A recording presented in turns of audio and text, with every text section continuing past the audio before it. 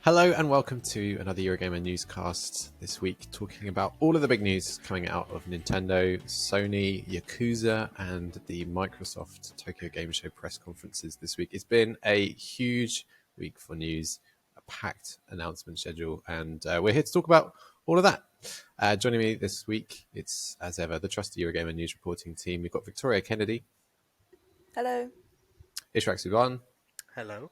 And Liv Nunn. Hello. And I'm Tom Phillips. Let's start at the beginning, shall we? It already feels like a week, more than a week, since we met up just a few days ago to talk about everything to do with Assassin's Creed and Ubisoft from the Ubisoft Forward presentation last weekend. If you want to go watch that, I talk too much about Assassin's Creed for 40 minutes. We've done that. Next this week then was Nintendo Direct, and I would say expectations were very high.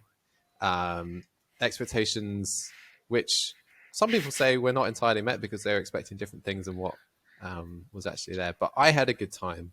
I think the biggest thing to come from it, we would all agree, was the name and a release date and a new trailer as well for Zelda Tears of the Kingdom. Tears of the Kingdom. Victoria. Here we go. Here we go. It's already started. Victoria, you wrote that, you and Ed wrote that great article on Eurogamer this week, analysing the trailer. What was the most exciting stuff you saw in there, and what's got you like pumped for this game? Even more pumped than you were already. Even more pumped, as I say. I was pumped without trying. But I think for me, so Ed and I broke this down quite a lot yesterday in our article, but we discussed about how the sort of very beginning, the opening shots where you see all the sort of carvings and things on the wall, and that is obviously telling us a lot more backstory. So we've got like soldiers being attacked by bokoblins and moblins coming across what looks like a carving of malice. I have a theory that those soldiers are part of the Zonai tribe, which were kind of hinted about in Breath of the Wild. We also spoke about this sort of ethereal figure that reminded me of Lord of the Mountain, and I felt terrible that I couldn't remember Lord of the Mountain's name yesterday, but it reminded me of that sort of ethereal godlike creature, which I have a theory is the hand that's been keeping Ganon pinned underneath Hyrule Castle. So I could go on and on and on, so please, if I start talking, if I start going like Tom on Assassin's Creed, please all cut me off. But wow, burn. We've also spoken about how dragons obviously have a big symbology in this upcoming game, which again is something that I feel is linked to that Zonai tribe. Dragons could be seen on the doors of the sort of shrine that Link first exits. You can just about make out a dragon flying across the sky in the background of one of the shots from yesterday's trailer. And from my little Googling research yesterday, it doesn't appear to be the same dragon that we see. So it's not any of Farosh and Co. from Breath of the Wild. It seems to be a new dragon, from what I can tell from its tail. This bit. So there was definitely a lot to unpack there, even though it was quite a brief clip. Yeah, I don't feel we've got many concrete answers yet. I mean, that's fair enough. Maybe the game is still 6 months away, but it's lovely to have that May date now locked in. Yeah. Let's hope it doesn't slip anymore. But I like reading your article, Victoria. One of the things that I really enjoyed was sort of the speculation, which has been around for a while now, but I think the trailer only sort of built on that. We are seeing different timelines at play. Mm-hmm. There was the suggestion from the description of the game that we'd be going to Hyrule, the Sky, and beyond. Mm-hmm. Do you have any thoughts about what that might mean and sort of what time we're looking at different time scales, perhaps? Well, I mean, I suppose this could lean into it being called Tears of the Kingdom, because maybe there is some kind of time tear. I don't know. I mean, I need someone official to tell me the name to hear them say it.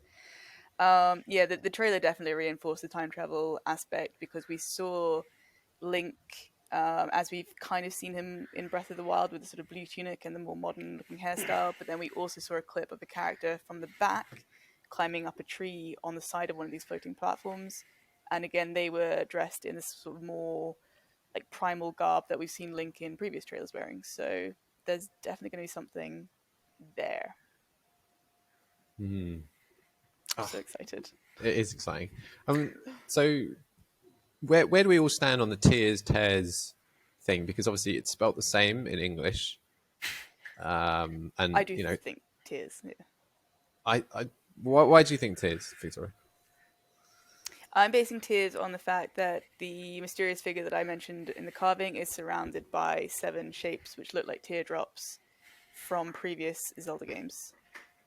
And so I think they are the titular Tears of the Kingdom, which Ed believes will be linked to dungeons. 7 things. See 7 things in a Zelda game. It's usually referencing 7 dungeons. Yeah. I'm calling it Tears just based on my gut instinct. I don't care if it's actually Tears. I'm just going to call it Tears forever. I don't care if Nintendo gives an official pronunciation. I'm just going to call it a Tears. And that'll be that. Liv, what do you think? I'm kind of with Victoria, the teardrop shapes. It's my girl.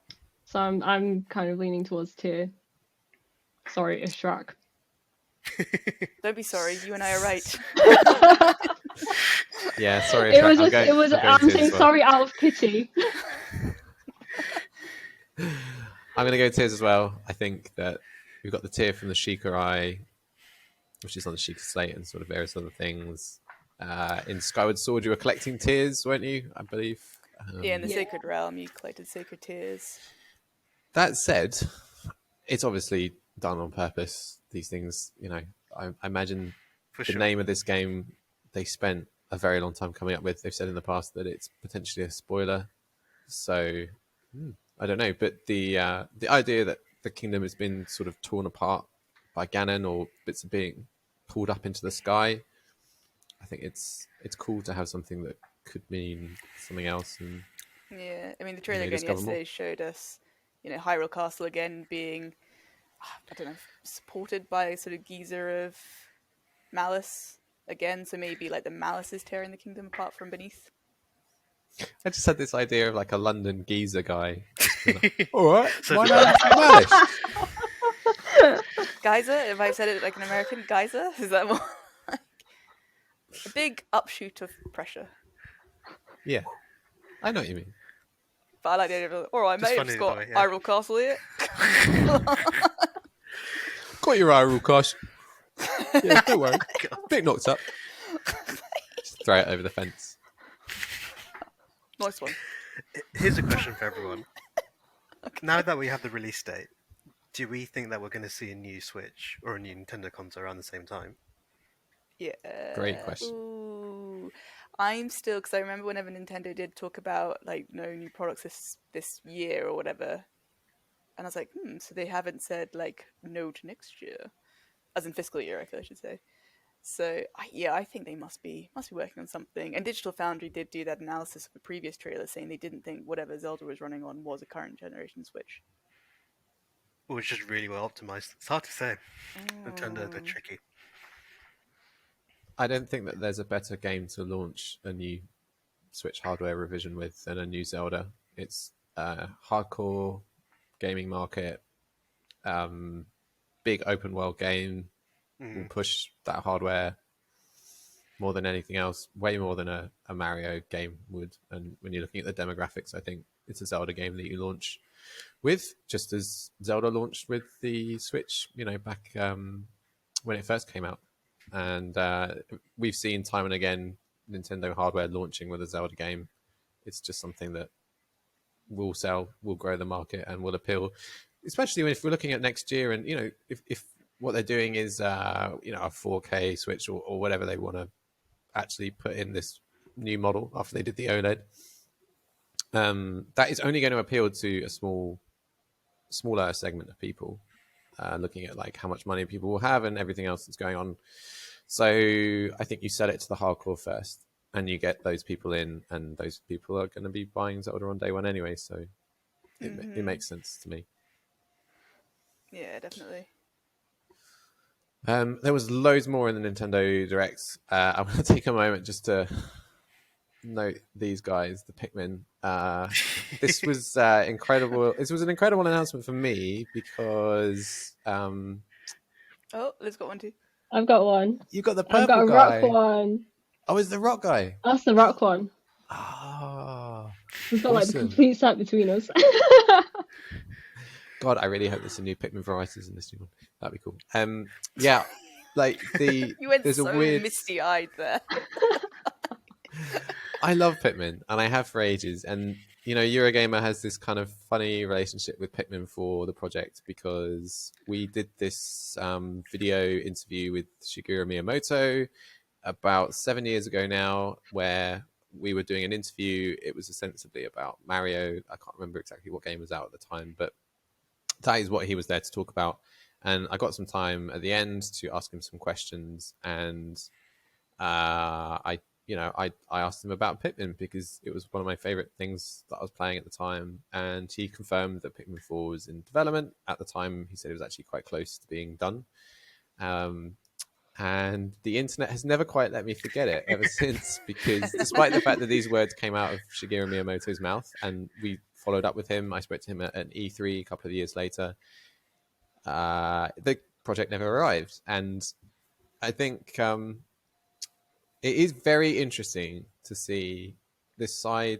I think, like, candidly, Miyamoto wasn't supposed to confirm Pikmin 4 to Eurogamer on that day, and it was great that he did. And I love the fact that we've got this sort of insight into how Nintendo just has all of these projects and ideas incubating all the time. And if it was anyone but Shigeru Miyamoto, these things wouldn't get talked about. And it was just a brilliant moment when he did, and ever since then we've sort of known and hoped that this game, which was very much in development, was still in development and still being thought about, even if it wasn't front of mind, because Nintendo was working out what to do with the Wii U, and then how to make Switch launch, and then Pikmin is not the biggest Nintendo franchise in the world. There are lots of other things that Nintendo needs to keep releasing new games for, like Zelda, like Mario. I was very happy to finally see it publicly confirmed. But I think it's really interesting, and I think it's something that people should keep in mind when thinking about Nintendo, which is this famously secretive company that there were so many rumors this week, and maybe we can go on to talk about these in a sec. But it has all this stuff going on, and like it will just put stuff on a shelf for ages, for years, or it's not quite up to the task, so that it gets scrapped. And you need stuff like Miyamoto just deciding to talk about it on the record in front of a journalist, almost by accident, or like that Giga Leak of stuff where we found out so much about things that Nintendo had been working on that just never saw the public eye. That there's just this treasure trove of stuff in there, and Nintendo will tell you about it when it's ready.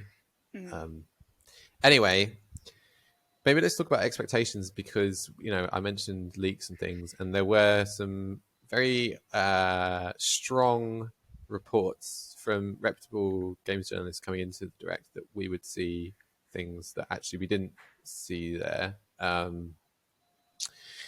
Liv, what was there stuff at the Direct that you were expecting based on these reports? I think the big one that we have to talk about is the Twilight Princess Wind Waker HD ports. They've been sort of rumored for a very long time, and people were sort of expecting it to come before Breath of the Wild 2, Tears of the Kingdom, because once that comes out, that's what's going to be the big Zelda. Like, no one's really going to be, well, everyone's going to be focusing on that rather than Twilight Princess Wind Waker. So unless they announce it between now and like May, it sort of feels like they'll have missed the window. The Wind Waker window. Yeah. Oh, it made sense. It makes sense to me that they would release them before, but they haven't announced them yet. You're right. They could still announce them and have them out in time for Christmas, but there were strong reports this week that they were going to be specifically announced during the Direct, and that didn't happen. People were also expecting Metroid as well, the Metroid Prime remake, which has been heavily rumored for a very long time, and I think personally it is one of those projects that Nintendo has sat on a shelf, and it's got it ready to bring out when it feels necessary, but maybe wants to leave it until a little bit closer, until Metroid Prime 4 is ready, as a sort of a run up to that. It's interesting, isn't it? I really enjoyed the Direct, but I was very aware that there were a lot of conversations afterwards of it being a letdown because people were expecting things that weren't there. Nintendo never promised, but that others had. I think that's a shame. Sorry, Victoria, you go. Well, I was just going to say, I think that's a shame though, because the direct was a good direct. If you look at it and standing on its own merits, it was a good direct. We got loads in there, and I just think it's a shame that people are now being like, "Well, that was rubbish," because it wasn't. It's just you're looking at it for what you wanted it to be, not for what it was. I think, expectations aside, from what I gathered from impressions from the internet, aside from maybe the sort of remasters that we expected in like the Zelda stuff, it felt like there was a lot of fluff in the beginning, at least, which people were like, "What are you doing, Nintendo?" I'm talking specifically about the farming games and Rune Factory. I'm sure there's an audience for that, but it does feel like when expectations were this high, you drop Rune Factory 3 or whatever it was, it does feel like a letdown. But I think that's also the timing, because this was, a preempt of TGS this week. And that is more the environment for that kind of game. Yeah, I think it was RPG heavy for the same reason, and there were announcements in that needed to come out because those games are now going to be at Tokyo Game Show. So yeah, but I thought it was a good direct. We had a brand new Fire Emblem announced, Pikmin and Zelda are obviously there. We had a round of updates on all of the live service games, Splatoon and Mario Kart and Wii Sports and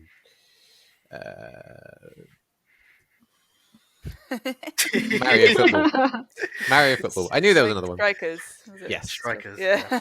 Yeah, basically all of the stuff that should have been in that game when I reviewed it a few months ago but didn't make launch, they're now adding in, it's Nintendo at the moment. So is that enough to make you want to go back to it? No, I don't think so. No. But it means that people who are buying it for Christmas will get a much better version of the game than they will if they bought it earlier, or even if they read our review at launch. We haven't mentioned GoldenEye, which I think is interesting because it's getting that. I think it's a simultaneous or around the same time as getting the same release on Game Pass, which is interesting. I'm so excited. Yeah. I'm sure you are, Victoria. I've already thrown down the gauntlet for Ed. Mm. And now you, Ishraq. I challenge you. But yeah, it is weird, isn't it? Because I think someone else also mentioned that you can't buy these remaster supports standalone, either on Xbox or Switch. It's just on the subscription services, which is also interesting. Really? Has that been confirmed? That's from what I don't think it's been gathered, but that's what people have gathered. I'm not sure it's confirmed yet. On Switch, obviously, you can only access N64 games via the Nintendo Switch Online Plus expansion pack subscription. But I would be surprised if you could only get it via Game Pass. I think people made that assumption based on the fact that there isn't a store page for it yet, but that might simply be because it's just not there yet. Yeah. I mean, the really weird situation is the online multiplayer. Yeah. That is unusual, and I'm really disappointed to hear that there's no plans to bring it to Xbox, because not that people don't have friends, but how often do people sit down with 4-player friends on their sofa these days? Like, it's just not something you really do anymore. So it's clear there's some weird licensing wrangling going wrong between Microsoft and Nintendo got the rights to online multiplayer. Or something's going on there, which is odd. But that game has always had an odd, complex legal situation because you have the James Bond IP to wrestle with. And Rare is a part of Microsoft now, who developed the original game, but then Nintendo and the rights to GoldenEye, I think. Nintendo has this, we know from previous N64 games that they've put on Switch Online Plus expansion pack, that they can pipe in online where there was not online, obviously, back in the N64 days.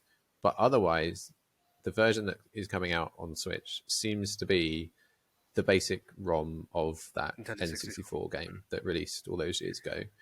And then you've got the other version, which is coming to Xbox, and that seems quite different. It has 4K support, achievements, But no online, which is quite odd. But no online. Yeah. It is an odd situation. We've asked Microsoft about it, and they've given us a comment just to say there are no plans to add it in future, which is odd to me. But yeah, I might have to try and get my brothers hooked up with a Switch because they don't have one at the moment. But I need to redeem myself from playing with them when I was younger.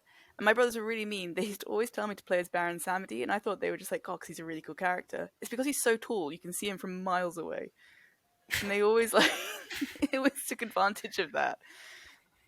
So yeah, I'm gonna have to beat them and show them how much I've grown up. taking the Direct as a whole, what would everyone give it on the Eurogamer rating scale? I mean, for Zelda alone, essential. That's strong. But just for like the 2 minutes of Zelda. I was going to say, if I was to take Zelda out of it, I would say recommend. With Zelda in it, essential.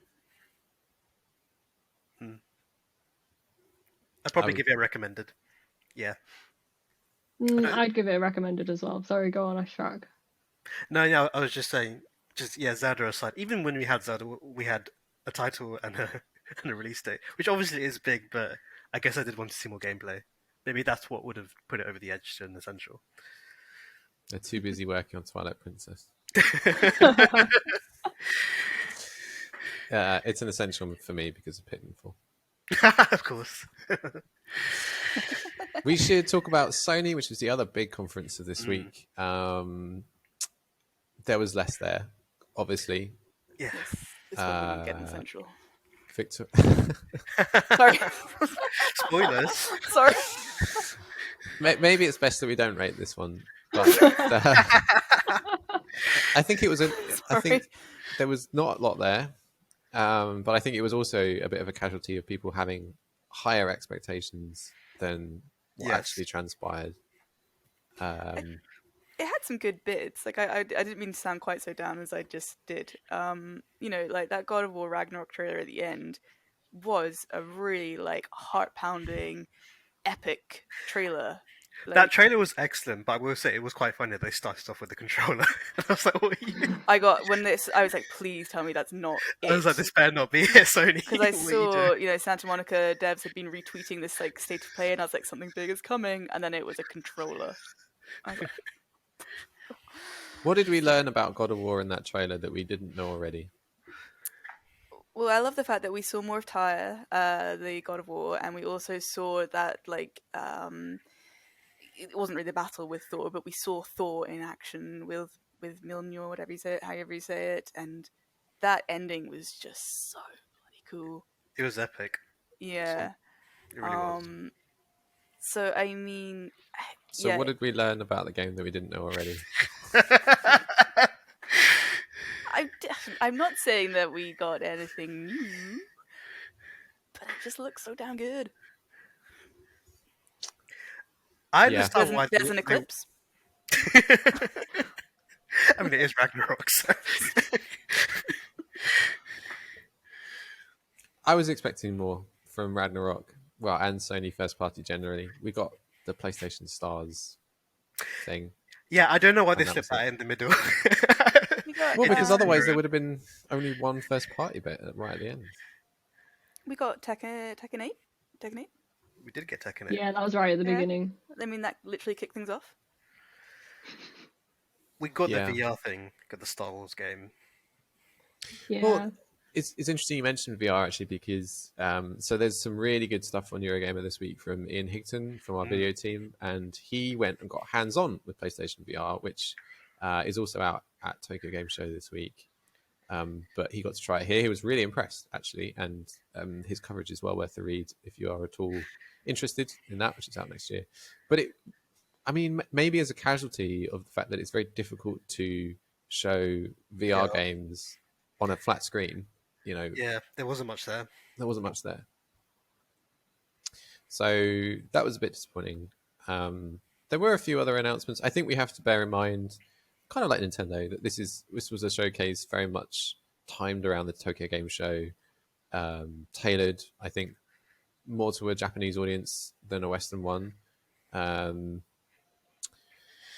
I'm trying to think of what else was there that was sort of remarkable from it. I sort of think the bookends were the best bits. The opening with Tekken and the closing with God of War. We got that Yakuza spin-off, which is big. Is it my time? We did. Your turn to Yakuza Ishin. Finally. They're translating it, but not just translating it, actually remaking it. So it looks good. It looks very good. Yeah, I will say that. Liv, you've had a very good week. Yes, I don't care about your Rip to All, I'm different. You got an entire showcase of Yakuza, which may not now be called Yakuza. Yeah. Yeah, they've decided to ditch Yakuza and they're going for Like a Dragon, which is technically what the Japanese actually translates as.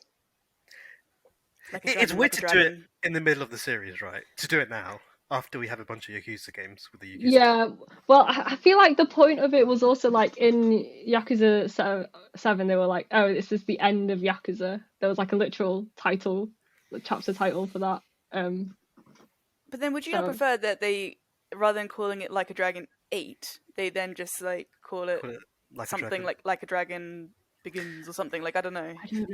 I don't know because 7 was Yakuza Like a Dragon. But so I now just feel it's confusing, but in my head I'm still going to be calling it Yakuza 8. Oh, same. So will I. Yeah. I think a lot of people will. Yeah, it's been Yakuza for so long that everyone is just synonymous. I don't know why they do that. It's always Japanese publishers that will just change it for the Western audience. I think it's unnecessary. Yeah, make Resident Evil Biohazard hit. Oh yeah. Yeah, exactly. So which one are you most excited for, Liv? Of all the sort of various things we got? Are we talking everything from like the whole week, or just? I was thinking more like Yakuza, because you seem to have a lot of stories coming out yesterday. So 3 games. There's 3 games that got announced. There's the Ishin remake, then there's the Yakuza 8 actually got officially announced and wasn't just a screenshot from someone's computer at Sega. And then there was also the Gaiden, the man who erased his name, which is going to be following Kiryu's from the end of 6 up until like when 8 starts. So is that like a spin-off? I feel it's more like what Death of the Outsider was for Dishonored. It's not quite a spin-off because it's going to be like action, brawling, that sort of combat that's kind of from the like first games, but it's going to be a bit smaller in scale, they've said. So it's kind of like a little standalone. Okay. Yeah. Honestly, I think I'm most going. Sorry, no, you go on, Liv. I was going to say I'm most excited, I think, for Ishin, simply because it's kind of what people have been wanting to see for a while.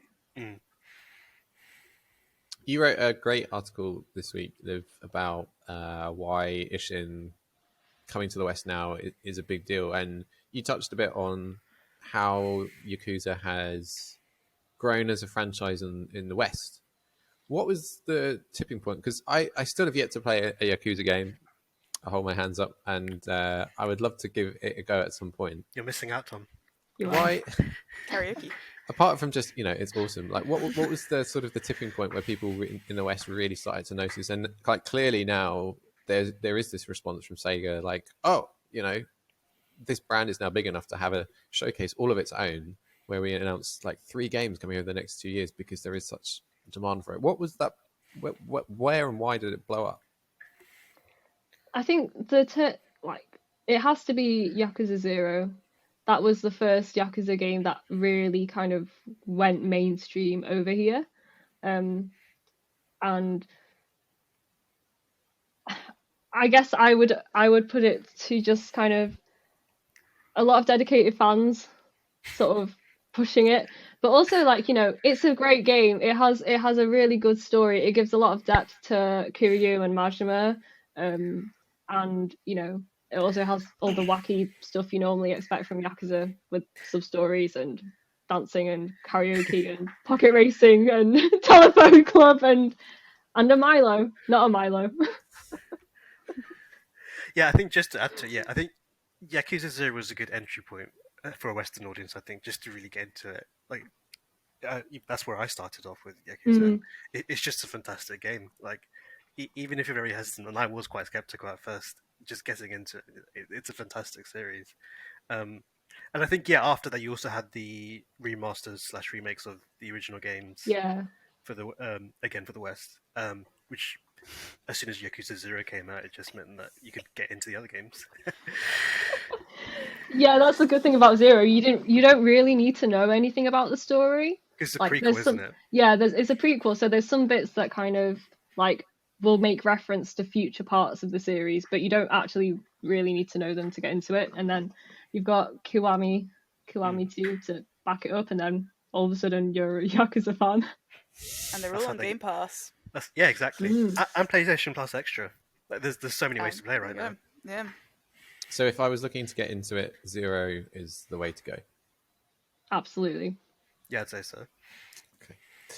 Well, I'll add that to my Game Pass list, which got even longer today. The final sort of thing of the week was Xbox having a Tokyo Game Show presentation. And these things are not normally that relevant to Western audiences. They're very much like release dates for the Japanese versions of games.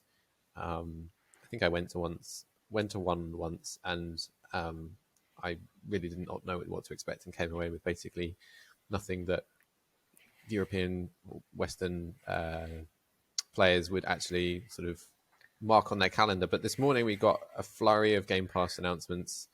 Ni no Kuni, a game I love, played on PS3 back in the day, is available on on Game Pass right now. The sequel is coming next year. Assassin's Creed Odyssey, my favorite AC game. I won't talk about AC anymore, don't worry. Game Pass now. And You've got Deathloop. Deathloop's coming. Yeah. Oh god, it seems such a long time ago. We were talking about Deathloop coming to PlayStation. coming to Xbox. So, coming to PlayStation, but also inevitably coming to Xbox. To Xbox, yeah. And I remember saying, "Oh, I'll wait, but it'll feel like a long time." But it hasn't really felt like a long time. Yeah, the year's gone very quickly. Yeah, so I'm still to play it. Have any of you guys played it on PlayStation? I've played it. I played it on PC. So would you all recommend it? Yeah, for sure. I like the aesthetic of it, and I like the music in it. I like the 70s 80s vibe. Yeah, like it's got a good energy to it, I suppose. Yeah. I enjoy the story. Some people find the ending mixed. No spoilers. I was gonna say it's the ending, and I'm not gonna spoil it for you, but that's why I was like. But in terms of the pure game mechanics, like as you're seeing Eurogamer's excellent review, it's just perfected everything that was good about Dishonored into like a first-person shooter, and that's what makes it so good. I think what disappointed me about it though was kind of how it sort of made itself out to be kind of you can do whatever you want in it, whatever way, but then there was like set paths to go down to get progression of the story. Yeah, that was one of the big drawbacks. It was a bit more hand-holdy than I expected. Yeah. There was also one element to the storyline that, again, I won't spoil, that made it sat quite uncomfortably with me. I think I know what you're talking about. I think we all know, yeah. I think you probably all know what I was talking about. Yeah, and I was a bit like, oh, okay. Yeah. Still, for a game on Game Pass, I'd still recommend you give it a try, yeah. It's one of those games, I feel like, you should experience it. Like, it was a big game that has come out in this kind of, I don't know, this decade or whatever. It is up there. It's also just interesting as an industry thing, just seeing what was previously a PlayStation exclusive coming to Game Pass. Yeah. I think it's a bit of a novelty in that sense. I'm keen to play for sure.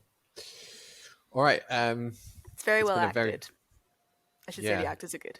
Yeah. Yeah, the quality of it seems like really, really strong, and that studio never really seems to disappoint. So I'm looking forward to it. Well, it has been an extremely busy week with Nintendo, Sony, Yakuza. Not that it's called Yakuza anymore. Microsoft. If we had to pick our favorite announcement of the week from all of those things, Liv, I think I can guess. Look at that smile. Fiction 4. Very good. I like that. Ishrak, what would be your big favourite announcement of the week? It's so hard. They were good ones. Despite my mixed response, there were some really good ones. I'll go with Yakuza. Two votes for Yakuza, or 1.5. I'll go with Pikmin. Of course. Victoria, you have the deciding vote. What was your favourite of the week? Pikmin, Yakuza, or actually something else? Okay, so I love Zelda, so that is definitely a big highlight. Don't say the God of War controller. But that's just what sealed the deal. I saw that and I thought, yes, you are talking my language, industry. No, I actually really like the Tekken trailer. Oh. So, Okay. yeah. But I mean, Zelda for the fact that it's Zelda has it for me. But yeah, I think from Sony, Tekken. From Nintendo, Zelda. I think if none of us said Zelda, Ed would be very upset with us. I'm sure Ed would say Zelda. Again, like I said, I told Ed I'd only give the thing a 7 out of 10, and he was like, "Oh, what?" Like, I'm pretty sure our friendship was like sort of like if it was on a Sim style barometer, it would have that sort of like like minus 100 approval. yeah, with a little like red picture of a person with a little minus next to it. Don't worry, you've. I can see that level's just risen a bit more now. Yeah. Thank you all for joining us. It's been a lot of fun recapping all of that. Who knows what next week will bring? We'll see you there. Before then, Victoria, where can people find you on Twitter? I am Little Chop Shop Gal. And Ishrak. You can find me at ISHRXQ_. And Liv. You can find me at JustCastHoly. And I'm at Tom Phillips EG. Thanks for watching, everyone. We'll see you next time. Bye. Bye. Bye.